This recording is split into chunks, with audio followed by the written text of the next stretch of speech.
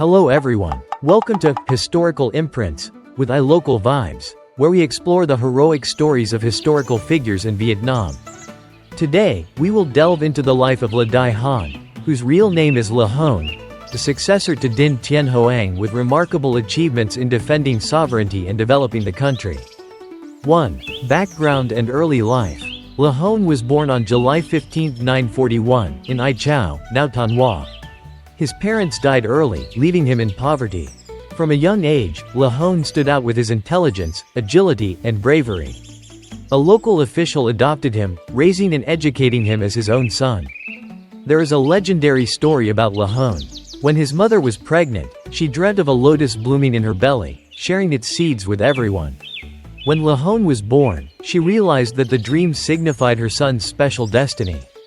Indeed, from a young age, Le Hon showed great ambition and exceptional talent. 2. Career under Dinh Tien Hoang. As he grew up, Le Hon served Dinh Bo Lin, who later became King Dinh Tien Hoang. He quickly earned Dinh Bo Lin's trust and was given command of 1,000 soldiers. With his military talent and loyalty, Le Hon helped Dinh Bo Lin quell the rebellion of 12 warlords, unifying the country and establishing the Dinh dynasty. When Dinh Bo Lin ascended the throne, Le Hon was appointed Thap Dao Tuong Quan, the highest military position. He made significant contributions to stabilizing and developing the country. 3. Turning point and ascension to the throne. In 979, Dinh Tien Hoang and his son Dinh Lien were assassinated, throwing the court into chaos. Le Hon was appointed Pha Vong and became the regent when Dinh Ton, Dinh Tien Hoang's youngest son, ascended the throne at the age of 6. With the country in turmoil, the Song dynasty in the north prepared to invade. Empress Dowager Duong Van Na and the court decided to elevate Le Hon to the throne to lead the fight against the invaders. In 980, Le Hon officially ascended the throne, changing the era name to Thien Phuc, becoming the Emperor of Dai Co Viet. He led the army to defeat the Song forces in the Battle of Kai Lang, killing General Hao Nhan Bao and capturing other generals like Quoc Quan Bien and Tru Phung Huan. This victory affirmed Le Hon's talent and leadership. 4. The battle against the Song dynasty. The battle against the Song dynasty is one of the most notable achievements in Le Hon's career. In 980, when the Song dynasty saw Dai Co Viet in disarray after Dinh Tien Hoang's assassination, they decided to invade. Hao Nhan Bao, the prefect of Ung Prefecture, advised Emperor Taizong of Song to seize this opportunity to conquer Dai Co Viet. In July 980, the Song dynasty began preparing their forces, advancing into Dai Co Viet from multiple directions. As the new emperor, Le Hon did not hesitate to take command of the army and personally led the defense against the invaders. He built a solid defense line at the Kai Lang River and used clever tactics to stop the enemy's advance. In the spring of 981, Le Hon successfully halted the Song forces at the Kai Lang River, inflicting heavy losses on them. He also used a ruse of false surrender to lure Hao Nhan Bao into a trap and then decapitated him. This victory not only protected the country's sovereignty but also showcased Le Hon's extraordinary military prowess. 5. Developing the country and dealing with Champa. After defeating the Song forces, Le Hon focused on developing the country. He emphasized agricultural development, organizing the plowing ceremony to encourage production. Le Hon also reformed the military, building a strong army to protect the country from invasions. In 982, during a mission to Champa, 2 of Le Hon's envoys were captured. Angered, Le Hon personally led an expedition to Champa, killing King Paramsvaravarman. This victory not only solidified Dai Co Viet's position but also expanded its territory and increased Le Hon's prestige. 6. Foreign policy. In terms of foreign policy, Le Hon established peaceful relations with the Song dynasty after defeating their forces.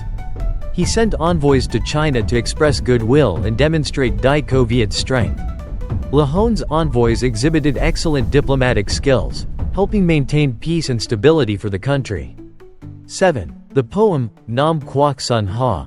Nam Quoc Son Ha is the most famous poem in Vietnamese history and is considered the first declaration of independence, asserting the Vietnamese people's sovereignty over their territory. However, with at least 35 different versions of books and 8 versions of divine records, the origin of Nam Quoc Sun Ha remains a mystery. This poem is a 7-character quatrain in classical Chinese, whose authorship is unclear, but some sources attribute it to Li Thuong Kiet. It is believed that during the Second War against the Song dynasty, 1075 to 1077, Li Thuong Kiet had a trusted person read the poem aloud in the temple of Trong Hong and Trong Hat by the New Wei River, Yen Phong, Bac Ninh, to boost the morale of Dai Viet soldiers. The poem has several different versions, with the Chinese version in the Dai Viet Su Ki Tong Tu recorded as following. The southern country's mountains and rivers. The mountains and rivers of the southern country belong to the southern emperor. Their distinct boundaries are recorded in the celestial book. How dare the rebellious invaders come to infringe? You will surely see that your defeat is inevitable. In the Lin Nam Chich Ki, part, the story of the two gods at Long Nyan, New Wei, recorded. In the first year of Thien Phuc under Emperor Le Dai Han, Emperor Taizong of Song sent Hao Nyan Bao and Tun Ton Hung to invade Dai Co Viet. Both sides confronted each other at the Du Lo River. Emperor Le Dai Han dreamt of two deities who appeared and informed him, "We are Trong Hong and Trong Hat, generals of true Viet Vong, true Quang Phuc. We died for righteousness and were made generals in the divine army, leading ghost soldiers. Now, the Song army is invading our land. We have come to assist you in defeating the enemy and saving the people." Emperor Le Dai Han awoke and burned incense to pray for divine assistance. That night, he saw one deity leading an army of white-robed soldiers and another leading an army of red-robed soldiers from the north bank of the New Wei River to attack the Song camp. The Song troops were terrified when they heard a loud voice reciting, "The southern country's mountains and rivers are where the southern emperor resides. As established by the celestial mandate in the divine book, how dare the northern barbarians invade? They will inevitably face utter defeat." The Song soldiers trampled over each other in panic, suffered a great defeat, and retreated.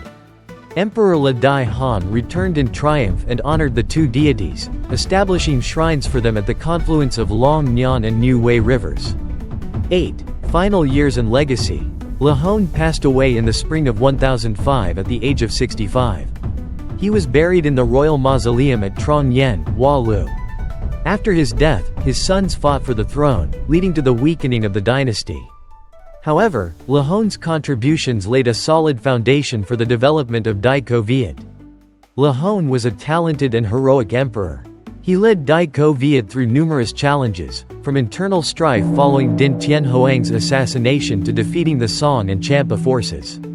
His contributions not only helped stabilize and develop the country but also laid the groundwork for the prosperity of subsequent dynasties. Historian Le Van Hu praised Le Hon for eliminating internal threats, repelling external invaders, and ensuring peace within the country. Historian Go Si Lin lauded him as the greatest hero of his time, who drove back the Song army and beheaded the Cham king to avenge national humiliation. In today's program, we have explored the life of Le Hon, a renowned emperor in Vietnamese history.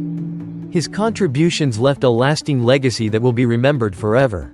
Thank you for listening. See you in the next episodes of Historical Imprints with iLocalVibes.